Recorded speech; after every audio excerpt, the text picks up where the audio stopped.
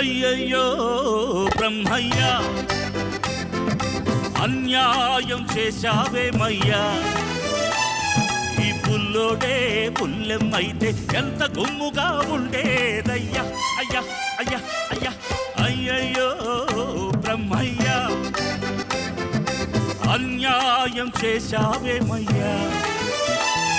ఈ పుల్లోడే పుల్లెమైతే ఎంత గుమ్ముగా ఉండేదయ్యా. అయ్యా అయ్యా అయ్యా అయ్యయ్యో బ్రహ్మయ్యా.